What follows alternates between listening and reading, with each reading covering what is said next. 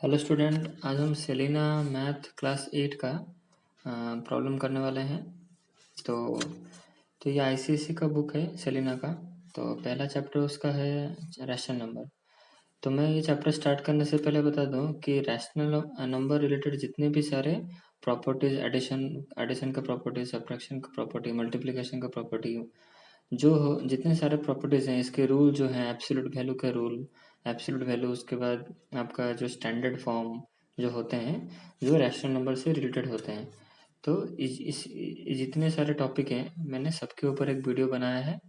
तो आप मेरे चैनल के प्लेलिस्ट में जाओ, वहाँ पर डीएवी मैथ बुक के अंदर क्लास 7 लिखा होगा, उसी के अंदर सारे प्रॉपर्टीज रैशनल नंबर के हैं। प्रॉपर्टीज सारे मैं बताया हूँ, और उसका सब्ट्रैक्शन के प्रॉपर्टीज़ हैं, एब्सोल्यूट वैल्यू का रूल है, उसके बाद स्टैंडर्ड फॉर्म का भी रूल है। तो वो सब वीडियोज आप पहले देख लो, उसके बाद आप रैशनल नंबर समझ पाओगे। तो मैं यहाँ छोटा सा इंट्रोडक्शन देता हूँ कि रैशनल नंबर एक ऐसा नंबर होता है जो हमेशा p बाई क्यू के फॉर्म में रहता है, और जहाँ p और q क्या होते हैं, p और q इंटीजर होते हैं, और q जो होता है, q का वैल्यू जीरो नहीं होता है, मतलब q is not equal to zero. A number is said to be in rational form if the number is in the form of p by q, and here p and q are integer where q is not equal to zero। ठीक है। और भी सारे मैंने चीज़ें वहाँ बताए हैं, एब्सोल्यूट वैल्यू, स्टैंडर्ड फॉर्म का इंट्रोडक्शन यहीं पर मैं थोड़ा सा दे देता हूँ। स्टैंडर्ड फॉर्म क्या होता है ना, स्टैंडर्ड फॉर्म में कभी भी डिनोमिनेटर नेगेटिव नहीं रहेगा। अगर नेगेटिव रहा, कोई नंबर अगर नेगेटिव में है, तो उसको हम पॉजिटिव कर देंगे डिनोमिनेटर को। अगर मैंने यहाँ पे एक रैशनल नंबर लिखा 5/-8, तो ये एक रैशनल नंबर है क्योंकि ये p बाई क्यू के फॉर्म में है। Here p is integer and q is also integer, and here q is not equal to zero. So 5/-8 is an rational number. तो what is standard form? Standard form is that fraction where the denominator part never be negative। Here the standard form का मतलब होता है denominator कभी भी negative नहीं रहेगा, वो हमेशा पॉजिटिव रहेगा। तो यहाँ पर ये तो नेगेटिव, यहाँ तो नेगेटिव है, इसका मतलब ये एक स्टैंडर्ड फॉर्म में नहीं है।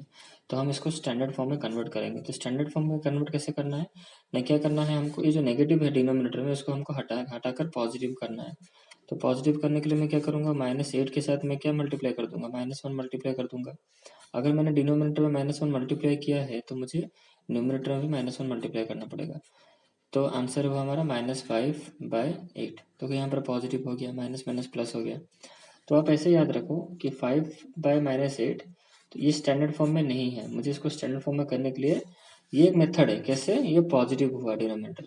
आप ऐसे याद रख लो, मुझे इसको स्टैंडर्ड फॉर्म में करना है ना, तो मैं क्या करूँगा, ये जो नेगेटिव साइन है इसको मैं ऊपर ले जाऊँगा। तो ये कितना हो जाएगा, -5/8 हो गया स्टैंडर्ड फॉर्म। यहाँ मैं और एक एग्जाम्पल लेता हूँ। मैंने यहाँ पर लिखा सपोज 7/8, -7/-8। अच्छा मुझे बताओ ये स्टैंडर्ड फॉर्म में है कि नहीं। तो आप लोग यहाँ पर तो नेगेटिव है, तो स्टैंडर्ड फॉर्म में नहीं होगा, ये नहीं होगा। नहीं, ये नेगेटिव होने से क्या होगा, लेकिन ये स्टैंडर्ड फॉर्म में है। क्यों है? क्योंकि देखो यहाँ पर माइनस माइनस क्या हो गया, कैंसिल हो गया। तो कैंसिल होने के बाद क्या रहा, 7/8। तो देखो यहाँ पर डिनोमिनेटर पॉजिटिव आ गया, so it is in standard form. तो कोई अगर आपसे पूछे कि -7/-8 स्टैंडर्ड फॉर्म में है कि नहीं, तो आप बोलोगे यस है। क्यों? क्योंकि ये माइनस माइनस कैंसिल हो गया, यहाँ पर पॉजिटिव हो गया। मैं यहाँ पे और एक एग्जांपल लेता हूँ। मैंने यहाँ लिखा 5/-8, मुझे इसको स्टैंडर्ड फॉर्म में कन्वर्ट करना है। तो मैं क्या करूँगा, ये नेगेटिव साइन को ऊपर ले जाऊँगा, तो कितना हो जाएगा, -5/8। ये हो गया स्टैंडर्ड फॉर्म मेरा। अच्छा, अब चलते हैं question number 1। Question number exercise 1 का पहला क्वेश्चन है -5/8 एंड 3/8। अच्छा, तो यहाँ पर देखो, यहाँ 5/8 का साइन क्या है, नेगेटिव, यहाँ 3/8 का साइन क्या पॉजिटिव है। मुझे इसको बोला है ऐड करने के लिए, तो इसका आंसर होगा -5/8 + 3/8। तो यहाँ पर हम क्या सीखे हैं, आपने पढ़ा होगा क्लास 7-6 में कि पहले इस फ्रैक्शन का सॉल्व किया जाता है। ये देखो यहाँ पर 8 क्या है, पहले देखो स्टैंडर्ड फॉर्म में है कि नहीं। आप जितने सारे प्रॉब्लम करोगे पहले चेक करोगे, एडिशन का और सब्ट्रैक्शन का जितने सारे प्रॉब्लम आप करोगे पहले देखो कि स्टैंडर्ड फॉर्म में है कि नहीं। तो देखो -5/8 ये स्टैंडर्ड फॉर्म में है। क्यों स्टैंडर्ड फॉर्म में है? क्योंकि यहाँ पे से डिनोमिनेटर पॉजिटिव है। यहाँ पर भी देखो ये भी स्टैंडर्ड फॉर्म में है। स्टैंडर्ड फॉर्म में जब फर्स्ट चेक करना है आपको स्टैंडर्ड फॉर्म में है कि नहीं। अगर है तो ठीक है, अगर नहीं है तो आपको उसको स्टैंडर्ड फॉर्म में कन्वर्ट करना पड़ेगा। तो यहाँ पर ऑलरेडी स्टैंडर्ड फॉर्म में है, तो अब हम नेक्स्ट स्टेप करेंगे। तो हमने यहाँ इसको यहाँ पर बोला है ऐड करने के लिए, तो यहाँ मैंने ऐड कर लिया है। तो पहले अब यहाँ पर क्या करना है, इन दोनों को डिवाइड करेंगे, जो इन दोनों का एलसीएम निकालेंगे। तो 8 और 8 का एलसीएम होता है 8। तो हम ये वाला सीखे हैं, 8 हो गया नीचे, फिर क्या होता है 8 के साथ 8 डिवाइड होगा कितना हो गया 1, फिर 1 मल्टीप्लाई विथ -5 कितना हो गया -5 प्लस फिर वैसे भी यहाँ पे भी ऐसा ही होगा 8 डिवाइड विथ डिवाइड 8 से 8 डिवाइड होगा तो 1 होगा 1 मल्टीप्लाई विथ 3 तो ये हो गया 3। तो हमारा फाइनल आंसर -5 + 3 तो -5 + 3 कितना होता है ना प्लस माइनस माइनस 5 से 3 माइनस होगा 2 5 से 3 माइनस का 2 ये बड़ा है 5 इसका साइन क्या नेगेटिव तो आंसर होगा -2/8। फिर अब इसको लोएस्ट टर्म करोगे तो आंसर होगा 1/4 तो आंसर होगा -1/4। ठीक उसी प्रकार इसको भी करना है। यहाँ पर देखो पहले चेक करो स्टैंडर्ड फॉर्म में है कि नहीं। यस स्टैंडर्ड फॉर्म में है। क्यों? क्योंकि यहाँ पॉजिटिव है डिनोमिनेटर, यहाँ भी पॉजिटिव है डिनोमिनेटर। अगर स्टैंडर्ड फॉर्म में है तो मैं नेक्स्ट प्रोसेस करूँगा। नेक्स्ट प्रोसेस क्या है हमारा? नेक्स्ट स्टेप ना मुझे एलसीएम लेना है डिनोमिनेटर का। तो एलसीएम हुआ 13, ये हुआ -8, ये हुआ प्लस, अगर प्लस दिया तो प्लस हो जाएगा, ये -4। तो यहाँ पर देखो -4। और एक चीज़ यहाँ पर याद रखो, कोई भी नंबर के सामने कोई भी एक नंबर जो होता है ना हमेशा एक ही साइन को होल्ड करता है। मतलब 8 जो है वो नेगेटिव साइन को होल्ड किया है। यहाँ पर 4 देखो 4 के सामने 2 साइन है। 4 नेगेटिव साइन को भी होल्ड किया है, 4 पॉजिटिव साइन को भी होल्ड किया है। तो एक नंबर एक ही साइन को होल्ड कर सकता है। मैंने इसके ऊपर भी एक वीडियो बनाया था, आप देख लेना, प्लेलिस्ट में है वहाँ पर कि sign best method of for sign conversion of integer and rational number. मैंने एक ऐसा हेडिंग करके एक वीडियो बनाया था कि साइन कन्वर्सन का मैंने बेस्ट मेथड बताया था कैसे साइन को समझना है। तो उस वीडियो में आप समझ जाओगे कैसे मतलब मैं बताया हूँ कि एक नंबर के सामने एक ही साइन रहता है। तो यहाँ पर भी एक नंबर इसके सामने एक ही साइन रहेगा। तो यहाँ पर देखो 8 इज ओके क्योंकि इसके सामने एक ही साइन है नेगेटिव, बट 4 के सामने 2 साइन है, नेगेटिव भी है पॉजिटिव है। तो अब इसको हम सॉल्व कर देंगे। तो इसको हम क्या कर देंगे, यहाँ पर -8 हो गया।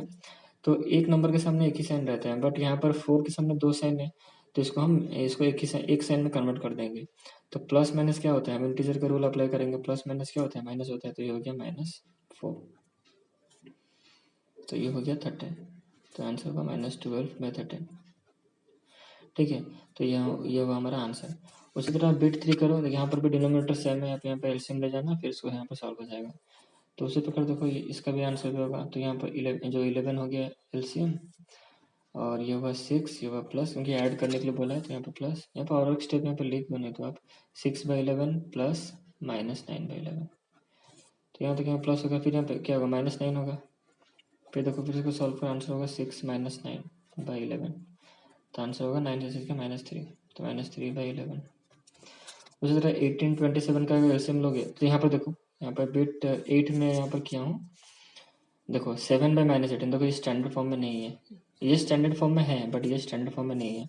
देखो क्यों स्टैंडर्ड फॉर्म में है, क्यों स्टैंडर्ड फॉर्म में नहीं है, क्योंकि यहाँ पर देखो नेगेटिव है डिनोमिनेटर।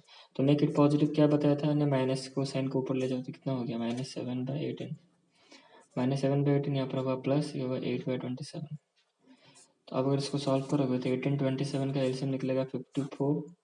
देखो 54, फिर क्या करना है 54 को डिवाइड करना है 18 के साथ, कितना होगा 3, फिर 3 मल्टीप्लाई होगा -7, कितना होगा -21 प्लस, फिर उसी तरह यहाँ पर 27 है, 54 के साथ 27 डिवाइड करेंगे कितना होगा 2, फिर 2 मल्टीप्लाई विथ 8 कितना होगा 16। अब हम इसको सॉल्व करेंगे तो आंसर होगा हमारा, तो 21 से 16 माइनस करने से प्लस माइनस माइनस 21 से 16 माइनस होगा तो 5, ये वाला बड़ा नेगेटिव साइन -1, जो सिर्फ माइनस माइनस साइन हो गया तो यहाँ 54। ठीक है। तो हमारे यहाँ फाइनल आंसर निकला -5/54। ठीक है। तो नेक्स्ट वीडियो में हम क्वेश्चन नंबर, ये 1 हो गया, नेक्स्ट वीडियो में हम क्वेश्चन नंबर 2 करेंगे। तो आज के लिए इतना ही।